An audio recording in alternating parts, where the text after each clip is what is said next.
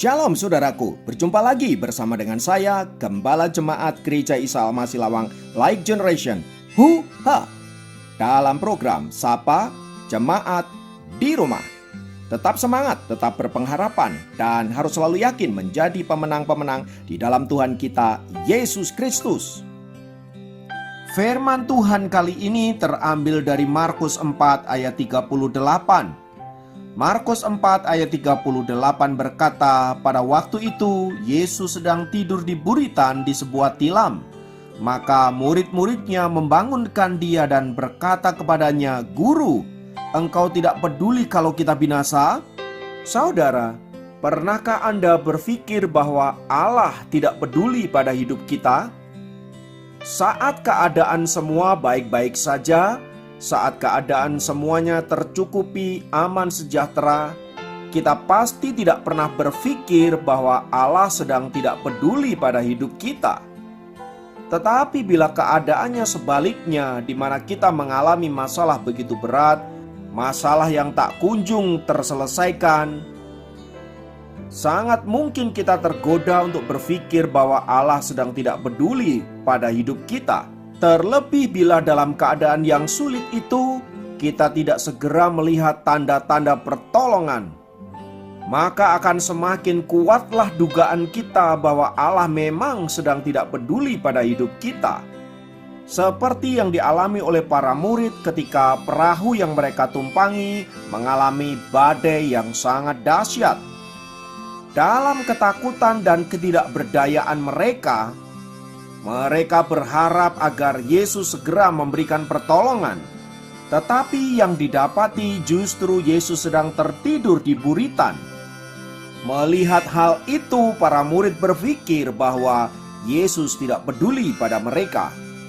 Pertanyaannya, benarkah Tuhan Yesus tidak peduli pada murid-murid itu?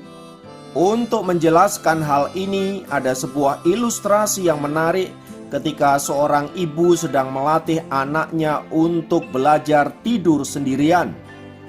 Ia membaringkan anak itu di tempat tidur, memberikan ciuman selamat malam, kemudian mematikan lampunya.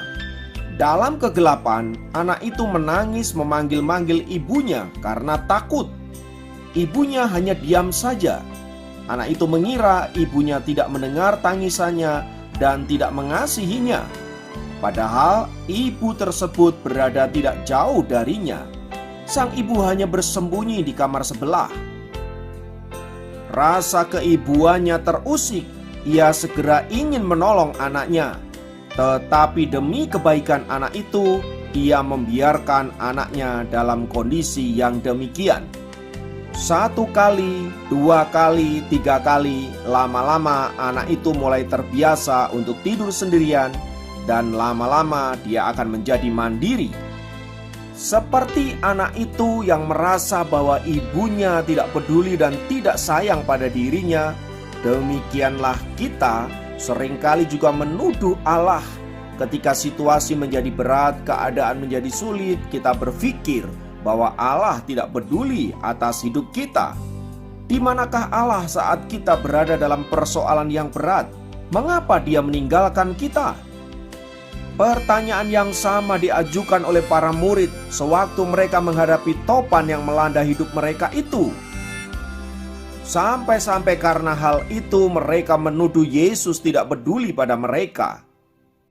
Namun jika kita membaca di ayat yang ke-39, kita akan mengetahui apa maksud Tuhan Yesus sengaja membiarkan mereka menghadapi topan yang begitu hebat. Di sana dikatakan, ia pun bangun, menghardik angin itu dan berkata kepada danau itu, "Diam, tenanglah."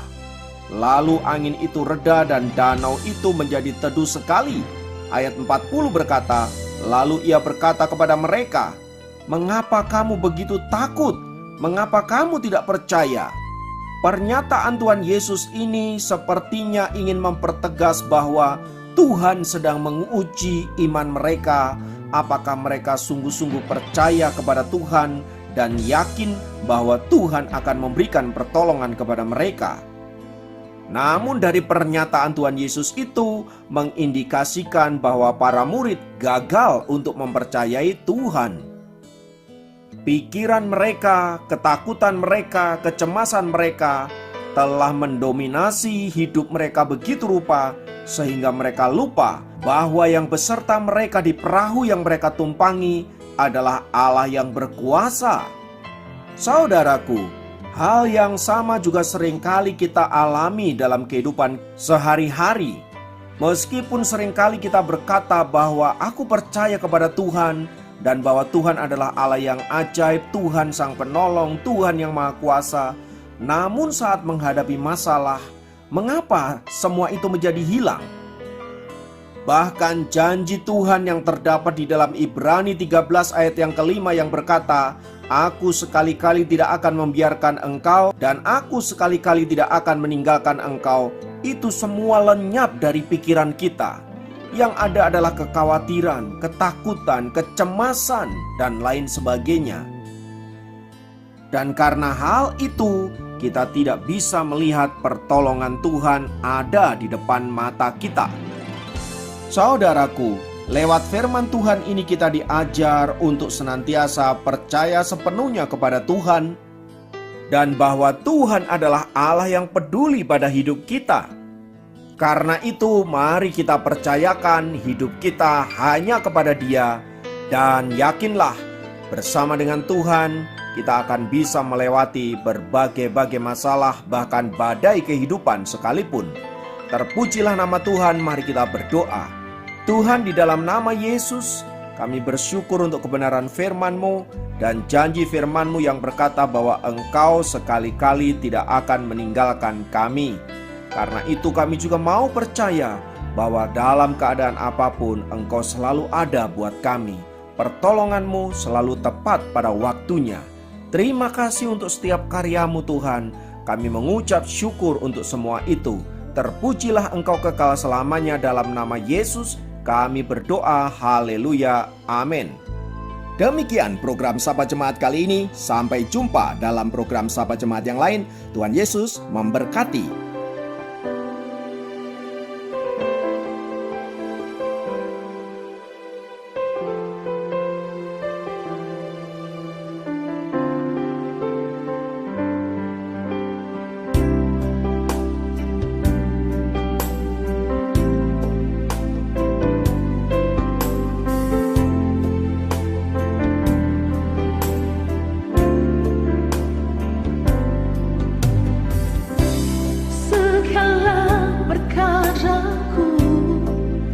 Serahkan padamu, Allah pembelaku, segala kuat hatiku ku taruh di kaki-Mu. Allah pemeliharaku, bila Kau yang membuka tak ada satupun dapat menutupnya. Bila Kau yang mengangkat aku, tiada yang dapat merendahkanku.